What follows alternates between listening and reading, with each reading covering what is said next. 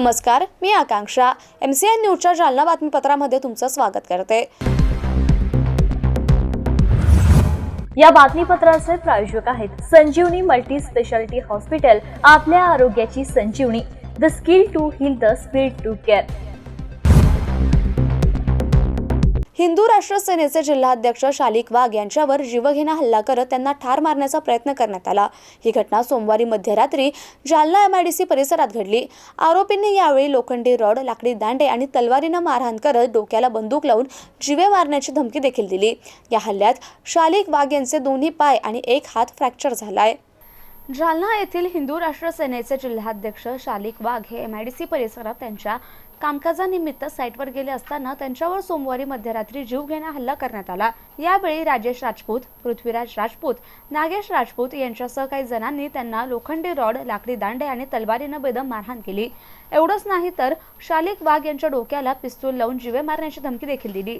या घटनेनंतर तात्काळ चंदनजिरा पोलिसांना माहिती देण्यात आली. मात्र पोलीस येईपर्यंत हल्लेखोर घटनास्थळावरून पसार झाले होते. चंदनजिरा पोलीस ठाण्याच्या पोलिसांनी शालिक वाघ यांचा जबाब नोंदवल्यानंतर भारतीय न्याय संहिता कलम 109, 118, 192 नुसार संशयित आरोपी राजेश राजपूत, पृथ्वीराज राजपूत, नागेश राजपूत यांच्यासह अन्य काही जणांविरोधात जीवे मारण्याचा प्रयत्न केल्याप्रकरणी गुन्हा दाखल करण्यात आलाय. या प्रकरणाचा तपास पोलीस उपनिरीक्षक देशमाने करतायत. शालिक वाघ यांच्यावर जालना शहरातील संजीवनी सुपर स्पेशालिटी रुग्णालयात उपचार सुरू असून त्यांचे 2 पाय आणि 1 हात फ्रॅक्चर झालाय. दादा, रात्री 12च्या सुमारास तुमच्यावरती जीवघेणा हल्ला झाला. का हल्ला झाला आणि रात्री 12:30, 12:15 ते 12:30च्या सुमारास मी MIDC मध्ये सिक्युरिटी सुपरवायझर म्हणून मी जॉब करतो.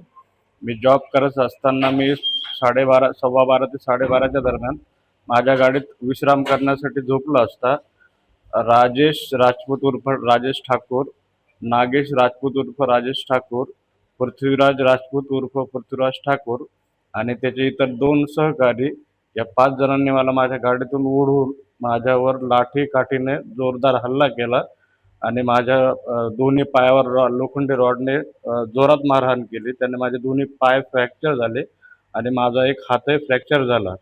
आणि यांच्यासोबत आणखी एक 15-20 जणांचं टोळकं आहे. हे गुन्हेगारी वृत्तीचे सगळे लोक MIDC मध्ये मी संरक्षण करतो. यांना चोऱ्या करण्यासाठी किंवा इतर काही अडचणीसाठी यांनी मला तिथून म्हणजे मी काम करू नये आणि माझ्या उद्या त्या MIDC मध्ये मी जाऊ नये ह्या उद्देशाने त्यांनी मला मारहाण केली.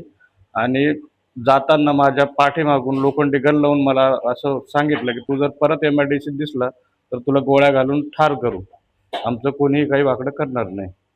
त्यानंतर मी माझ्या सहकाऱ्यांनी पोलिसांना फोन केला. पोलिसांच्या सायरनचा आवाज ऐकून ही तिथून पसार झाली. मला रात्री 2:30च्या दरम्यान पोलिसांनी आणि माझ्या सहकाऱ्यांनी संजीवनी हॉस्पिटल इथं ॲडमिट केलं आणि पुढची ट्रीटमेंट माझे डॉक्टर गोयल सर करतायत. माझे दोन्ही पायामध्ये, गुडघ्यामध्ये फ्रॅक्चर आहेत आणि हातामध्ये पण फ्रॅक्चर आहे. माझे दोन्ही गुडघे 3 ठिकाणी फ्रॅक्चर झालेले आहेत. काय मागणी तुमच्या? माझी मागणी अशी आहे की जालन्यामध्ये जो क्राईम वाढत आहे त्या क्राईमला आळा बसावा आणि ह्या 3ही आरोपींना, 5 आरोपींना मोक्का अंतर्गत त्यांच्यावर अटक करून यांच्यावर कारवाई करण्यात यावी. यांना मोक्का अंतर्गत यांच्यावर केस चालू आहे. पोलीस येऊन गेले? पोलीस माझं फक्त बयान घेऊन गेले, त्याच्यानंतर अजून काही माझ्याकडे आले नाही कुठले पोलीस. माझं नाव शालिक मुरलीधर वाघ. मी हिंदू राष्ट्र सेनाचा जिल्हाध्यक्ष म्हणून काम करतो, श्री धनंजय देसाई यांचं. सोमवारी दुपारी राज्य परिवहन मंडळाच्या ST चालकाची मुजोरी आणि वाहन चालकांच्या मनमानी कारभाराचा फटका प्रवाशांना बसल्याचा संतापजनक प्रकार वाटूर येथील मुख्य चौकात घडलाय. अमरावती परतूर मार्गावरील बस भर उन्हात 30 ते 35 मिनिटे उभे करून चालक वाहक बाजूला जाऊन उभे राहिल्याने प्रवाशांनी तीव्र संताप व्यक्त केलाय. मिळालेल्या माहितीनुसार परतूर आगाराची ST बस अमरावती परतूर प्रवाशांनी गच्च भरलेली होती. वाटूर फाट्यावर आल्यानंतर चालक आणि वाहकाने बस रस्त्याच्या कडेला वाकडी उभी केली आणि स्वतः खाली उतरून बाजूला उभे राहिले. कडक उन्हाळा आणि बसमधील गर्दीमुळे प्रवाशांचा जीव गुदमरत असतानाही तब्बल अर्धा तास बस पुढे नेण्यास टाळाटाळ करण्यात आली. बस उभी करण्यामागचं कारण विचारणाऱ्या प्रवाशांना चालक वाहकाने अरेरावेची भाषा करत धमकावले.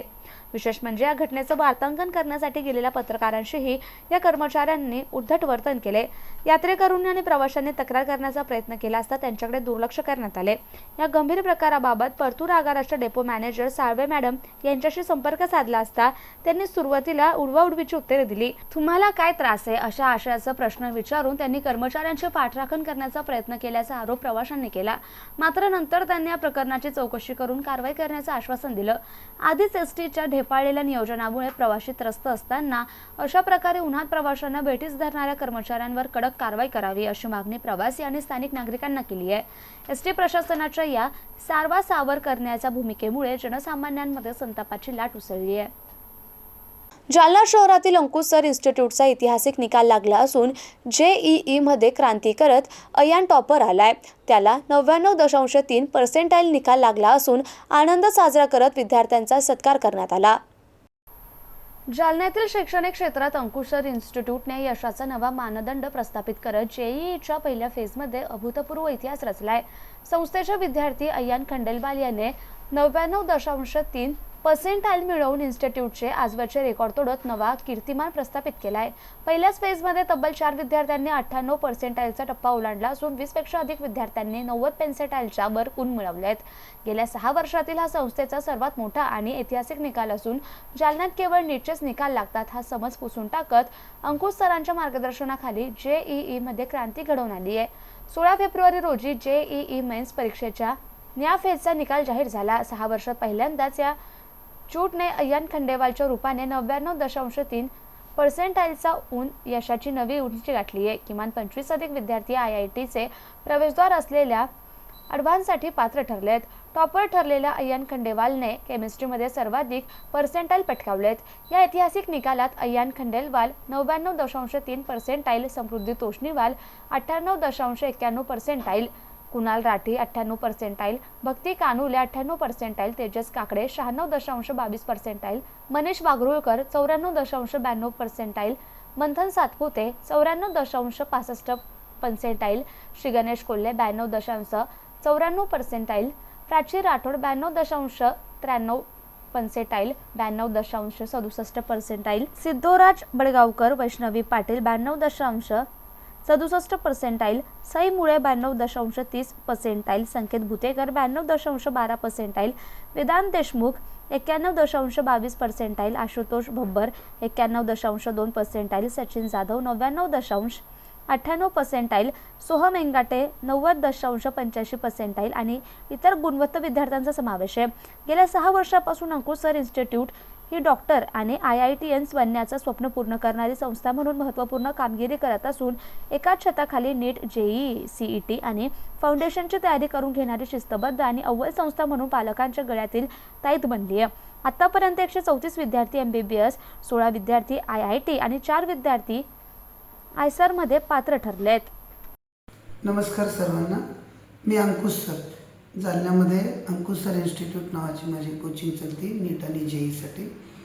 आता 16 फेब्रुवारीला 2026ला JEEचा रिझल्ट डिक्लेअर झाला फर्स्ट फेजचा. इन्स्टिट्यूट 2019 पासून ते 2025पर्यंत मागच्या 6 वर्षामध्ये जो JEEचा रिझल्ट होता, यावर्षी उच्चांक आहे आमच्या रिझल्टचा.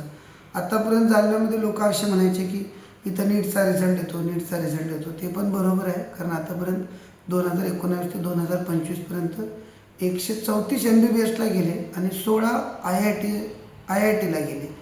तर ते आकडा जो असतो की IITचा थोडा कमी, MBBSचा जास्त, पण यावर्षी सगळ्यात चांगली गोष्ट झाली आमच्या इन्स्टिट्यूटचा अयान खंडेलवाल नावाचा स्टुडंट पहिल्याच फेजमध्ये 99.03% घेऊन जालन्यामध्ये रँक काढला. त्यांना सांगायचं एवढंच आहे की दरवर्षी आमच्याकडे एक विद्यार्थी 98 अबोव असायचा, पण यावर्षी 4 विद्यार्थी 98 अबोव आहेत आणि 20पेक्षा जास्त विद्यार्थी अबोव 90% आहेत.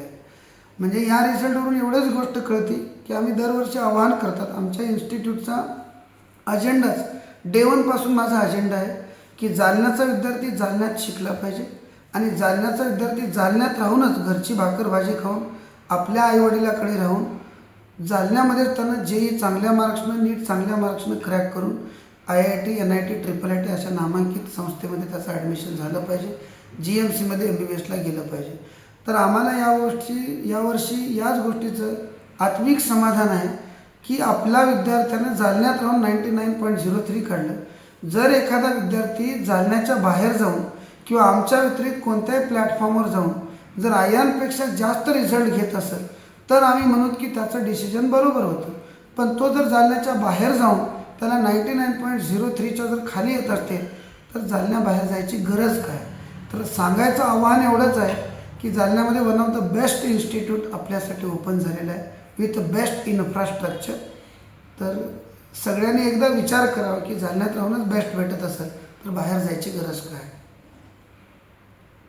जालना शहरातील अटल अमृतवन निसर्गरून बायोमेथिनेशन प्रकल्प, कचरा डेपो आणि छत्रपती संभाजी उद्यान या ठिकाणांची आज महापौर वंदना मगरे आणि उपमहापौर राजेश राऊत यांनी पाहणी केली. उद्यानातील बंद अवस्थेतील सुविधा, अस्वच्छता आणि सुरक्षेअभावी नागरिकांच्या अडचणींवर त्यांनी संबंधित विभागाला तातडीनं उपाययोजना करण्याच्या सूचना दिल्या आहेत. आज जालना शहरात महापौर वंदना मगरे आणि उपमहापौर राजेश राऊत यांनी विविध महत्त्वाच्या ठिकाणांना भेट देत प्रत्यक्ष पाहणी केली आहे. सर्वप्रथम त्यांनी अटल अमृतवन तसेच जालना शहर महानगरपालिकेच्या निसर्गरून बायोमेथिनेशन प्रकल्पातील ऑक्सिजन प्लांटची पाहणी केली. अमृतवनच्या शेजारी असलेल्या कचरा डेपोसमोर मोठ्या प्रमाणावर कचऱ्याचे ढीग साचलेले आढळून आले. प्रवेशद्वारासमोरच विखुरलेला कचरा आणि परिसरातील अस्वच्छता याकडे महापौरांनी गांभीर्यानं लक्ष वेधलं. हा कचरा तातडीनं हटवण्यात येईल अशी माहिती महापौर वंदना मगरे यांनी दिली. त्यानंतर त्यांनी छत्रपती संभाजी उद्यान येथे भेट देत उद्यानातील सुविधांची पाहणी केली. येथे संगीत कारंजे बंद अवस्थेत असून मिनी रेल्वे ट्रेनही अनेक दिवसांपासून बंद आहे. वॉकिंग ट्रॅक अत्यंत खराब झालाय. उद्यानाला संरक्षण भिंत नाही तसेच तुटलेल्या भिंती दिसून आल्या.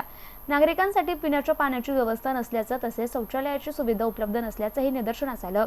उद्यानातील अनेक मूलभूत सुविधांचा अभाव पाहता संबंधित बांधकाम विभागाच्या अधिकाऱ्यांना तातडीने दुरुस्ती आणि आवश्यक सुविधा उपलब्ध करून देण्याच्या सूचना देण्यात आल्या. दरम्यान जालना शहरातील मोती तलाव येथे गौतम बुद्धांची भव्य मूर्ती उभारण्याचा मानस असल्याची माहिती उपमहापौर राजेश राऊत यांनी दिली. त्यांनी सांगितलं की हैदराबाद येथील हुसेन सागर येथे उभारण्यात आलेल्या गौतम बुद्धांच्या मूर्तीच्या धर्तीवर जालना शहरातही अशीच प्रतिकृती उभारण्याबाबत प्रशासन स्तरावर उपाययोजना सुरू आहे. या पाहणी दौऱ्यात अभियंता सय्यद चौथ, उद्यान विभाग प्रमुख सचिन पितळे, संजय वाघमारे, मनोज इंगळे, रणजित मगरे यांच्यासह संबंधित विभागातील अधिकारी उपस्थित होते. एकूणच शहरातील उद्यानांची अवस्था आणि स्वच्छतेच्या प्रश्नांवर महापौर आणि उपमहापौर यांनी प्रत्यक्ष पाहणी करून प्रशासनाला कार्यवाहीचे आदेश दिले आहेत. आज बऱ्याचशा ठिकाणी आपण भेटी दिल्यात, काही सूचना दिल्यात. छत्रपती संभाजी उद्यान असेल किंवा वन असेल या कचरा डिपो असेल या ठिकाणी आपण भेट दिल्यात, काय सूचना वगैरे दिल्या आहेत? अमृतवन जे आहे तिथून आम्ही आतमध्ये जेव्हा जात होतो तर तिथं जो कचरा आहे तो उभा राहण्यात एक सेकंद सुद्धा कोणी उभं राहू शकत नाही, इतकी अस्वच्छता तिथं जाणवली. त्यानंतर आम्ही अमृतवनमध्ये आतमध्ये गेलो असता आतमध्ये इतकं छान आहे की त्यात बदल केलं तर खरंच खूप जनतेला ऑक्सिजन चांगला मिळेल तिथं. व पोलीस भरतीचे असतील किंवा इतरही असतील तिथं फिरण्याची योग्य जागा आहे. तो कचरा लवकरात लवकर आम्ही हटवण्याचा प्रयत्न करू. छत्रपती संभाजी उद्यानमध्ये काय काय संगीत कारंजे बंद आहेत, रेल्वे बंद आहे, यावर काय उपाययोजना वगैरे करणार आहात? आम्ही आता व्हिजिटच्या दरम्यान जो आढावा घेतला तर तिथं खेळणी असतील लहान मुलांची व संगीत कारंजे बंद दिसले. येता जो वॉकिंग जो रस्ता आहे तो पण पूर्ण क्रॅक झालेला आहे, संरक्षण भिंत नाही पाठीमागून आणि बऱ्याचशा गोष्टी अशा निदर्शनास आले की ज्या करणे खूप आवश्यक आहे. बऱ्याचशा ठिकाणी आपण भेटी दिल्यात, उद्यान असेल किंवा कचरा डेपो असेल किंवा छत्रपती संभाजी महाराज उद्यान असेल, या ठिकाणी भेट देऊन आपण अधिकाऱ्यांना काही चर्चा केली, काही सूचना वगैरे केल्यात, काय सूचना वगैरे केल्यात? माननीय महापौर वंदनाताई मगरे यांच्यासोबत आम्ही या ठिकाणी विविध ठिकाणी भेट देत आहोत. आज आम्ही अटल अमृत वन जे या ठिकाणी ऑक्सिजन प्लांट आहे त्या ठिकाणी भेट दिली. त्या ठिकाणची पाहणी करताना आम्हाला सुरुवातीलाच असं लक्षात आलं की जे शहरातून जुना जालना शहरातून जो कचरा या ठिकाणी निघतो तो घंटागाडीनं तो कचरा या ठिकाणी टाकण्यात येतो आणि मग कॉन्ट्रॅक्टरद्वारे तो कचरा घनकचरा प्रकल्प सामनगाव येथे टाकण्यात येतो. परंतु मला असं वाटतं की दैनंदिन तो कचरा या ठिकाणी उचलण्यात आला पाहिजे होता, परंतु तसं इथं आम्हाला काही निदर्शनास आलेलं नाही. कारण खूप घाण त्या ठिकाणी आम्हाला दिसलेली आहे आणि मॅडमनी आम्ही या ठिकाणी सूचना दिल्या. आम्ही म्हणलो की ज्या ठिकाणी नागरिकांना ऑक्सिजनची आवश्यकता आहे अशा ठिकाणी जर कधी आपण कचरा टाकून त्यांचं आरोग्याशी आपण या ठिकाणी खेळत आहोत तर हे चुकीचं आहे. केंद्र शासनाने आम्हाला या ठिकाणी विविध योजना दिलेल्या आहे.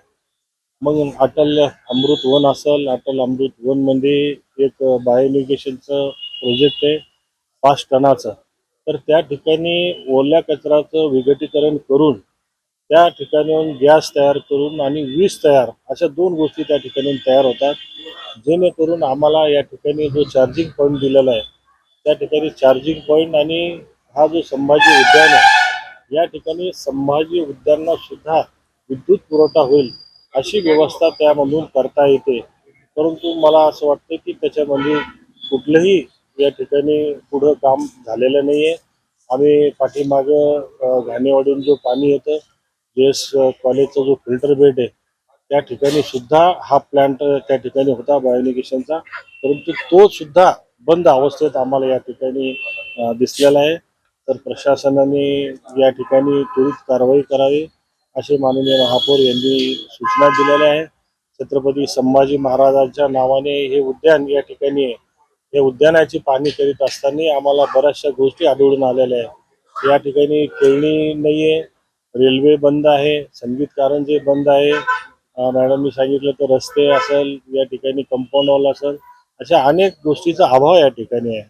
आम्ही या सगळ्या गोष्टीची पाहणी करून संबंधित बांधकाम विभागाला आणि बाकीच्या गोष्टीची सूचना या ठिकाणी देण्यात आलेल्या आहे आणि लवकरात लवकर या सर्व सुखसुविधा या ठिकाणी देण्यात याव्या.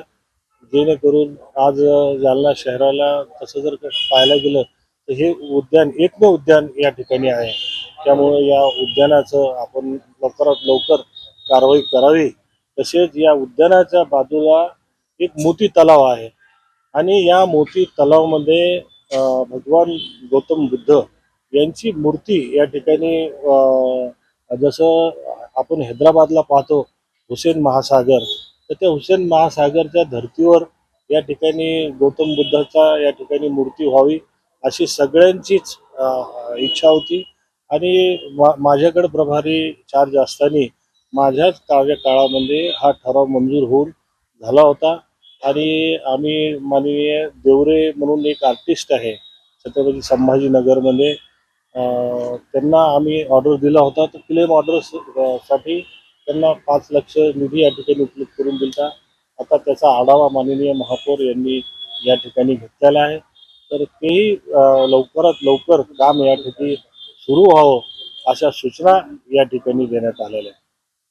बुलढाणा जिल्ह्यातील मेहकर तालुक्यातील जानेफळ येथील 43 वर्ष गजानन भिकाजी काळे यांचा जामवाडी येथील टोलनाक्याजवळ झालेल्या अपघातात दुर्दैवी मृत्यू झालाय. दुचाकी डिवायडरला धडकल्याने किंवा अज्ञात वाहनाने धडक दिल्याने हा अपघात झाल्याची प्राथमिक माहिती असून नेमकं कारण अद्याप स्पष्ट झालं नाही. या प्रकरणी पोलीस तपास सुरू आहे. मयत गजानन भिकाजी काळे वय वर्ष 43 राहणार जानेफळ तालुका मेहकर जिल्हा बुलढाणा हे आपल्या गावाकडून दुचाकीवरून पुण्याकडे जात असताना जामवाडी जवळील टोलनाक्याजवळ त्यांचा अपघात झाला.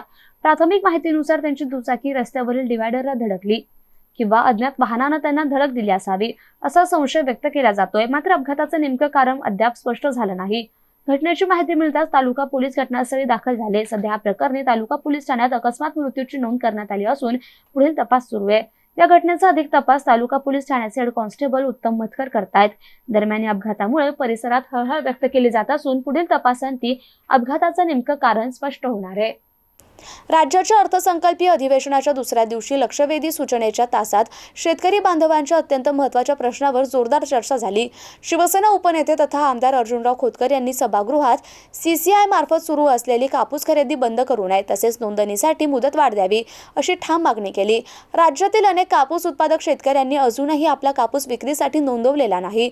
बाजारभावातील चढउतार आणि तांत्रिक अडचणींमुळे अनेकांना CCIकडे नोंदणी करता आली नाही. अशा परिस्थितीत अचानक खरेदी बंद झाल्यास शेतकऱ्यांचं मोठ्या प्रमाणात नुकसान होऊ शकते असा मुद्दा आमदार अर्जुनराव खोतकर यांनी उपस्थित केलाय. अध्यक्ष महोदय, माननीय सुधीर भाऊंनी एका महत्त्वाच्या विषयाकडे लक्ष वेधलं. धानाच्या बाबतीमध्ये सुधीर भाऊ, आपण राज्याचे नेते आहात आणि या बाबतीमध्ये खरं तर मराठवाड्यामध्ये सुद्धा आपलं लक्ष असलं तर बरं होईल. जो विषय दादा आणि माननीय मुंडे साहेबांनी या ठिकाणी मांडला त्याच विषयाला धरून मी माननीय मंत्री महोदयाशी बोलणार आहे. मंत्री महोदय, बैठक वगैरे लावताल वगैरे वगैरे ठीक आहे, परंतु 27/2/26 पासून राज्यातली CCIच्या माध्यमातून कापूस खरेदी ही बंद होणार आहे. लोकांकडं कापूस खूप मोठ्या प्रमाणामध्ये घरामध्ये आहे. तुम्ही नोंदणीसुद्धा बंद केलेली आहे, कापसाची नोंदणी बंद केलेली आहे आणि आता 27 तारीख पुढं डोक्यावरती आलेली आहे. आपण एवढं तर सांगू शकता सभागृहामध्ये, आपण सभागृहामध्ये एवढं सांगू शकता की 27/2/26ला कापूस खरेदी CCIची बंद होणार नाही. नोंदणीला वाढ द्या आणि जी खरेदी करणार आहे तिलाही वाढ द्या. स्पेसिफिक उत्तर तुम्हाला द्यायचा अधिकार आहे मंत्री महोदय सभागृहामध्ये की ही कापूस खरेदीला मुदत वाढ देतो असं होकारार्थी उत्तर द्या आणि नोंदणीला सुद्धा या ठिकाणी आपण मुदत वाढवून देऊ हा उत्तर दिला तर मराठवाड्यातल्या शेतकऱ्याला खूप मोठा दिलासा या ठिकाणी होऊ शकेल. सुधीर भाऊ, आपण समर्थन आमचंही करावं. जालना अंबड मुख्य मार्गावर अंतरवाला गावाजवळील हॉटेल पृथ्वीराजसमोर काल रात्री दुचाकी आणि मालवाहतूक ट्रक यांच्यात भीषण अपघात झाला. या अपघातात 50 वर्षीय दुचाकी स्वाराचा जागीच मृत्यू झाला असून या प्रकरणी तालुका पोलीस ठाण्यात अकस्मात मृत्यूची नोंद करण्यात आली आहे. काल रात्रीच्या सुमारास जालना अंबड मेन रोडवर अंतरवाला गावाजवळील हॉटेल पृथ्वीराजसमोर दुचाकी आणि मालवाहतूक ट्रक यांच्यात भीषण धडक झाली. या अपघातात नंदू तोलाजी जिगे वय वर्ष 50 राहणार मंठा पिंपळगाव तालुका अंबड जिल्हा जालना यांचा जागीच मृत्यू झाला. अपघात इतका भीषण होता की दुचाकी स्वाराला गंभीर दुखापत होऊन त्यांचा घटनास्थळीच मृत्यू झाला. घटनेची माहिती मिळताच तालुका पोलीस घटनास्थळी दाखल झाले. पोलिसांनी संबंधित ट्रक ताब्यात घेऊन तालुका पोलीस ठाण्यात जमा केलाय. या प्रकरणी तालुका पोलीस ठाण्यात अकस्मात मृत्यूची नोंद करण्यात आली असून अधिक तपास हेड कॉन्स्टेबल अभिषेक शिरगुळे करतायत. दरम्यान अपघाताचं नेमकं कारण आणि जबाबदारी निश्चित करण्यासाठी तालुका पोलिसांनी तपास सुरू केलाय. आणि हे बातमीपत्र इथेच संपलं. पुन्हा भेटूया पुढील बातमीपत्रात. तोपर्यंत पाहत रहा MCN न्यूज. नमस्कार.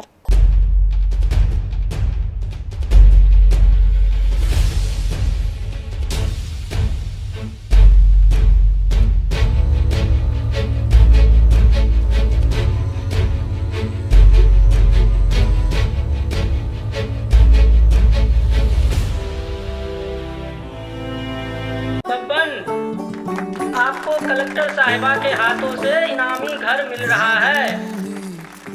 आपका घर बहुत सुंदर होगा ना? अरे नहीं बेटा, हम तो बहुत छोटे आदमी हैं। चाचू डोंट वरी, मैं बड़ी होकर आपके लिए और सबके लिए मजबूत और सुंदर घर बना के दूंगी. कालिका सरिया लाना मत भूलना. कालिका TMT सरिया कंक्रीट से करे मजबूत जोड़ और भूकंप संग आग से लड़कर घर को दे दीर्घायु. कालिका सरिया मैं भूली नहीं. बेटिया आप कलेक्टर. कालिका TMT, फैसला जो मजबूत हो. संजीवनी मल्टी स्पेशालिटी हॉस्पिटल, ऋषी पार्क, अंबड चौफुली, जालना.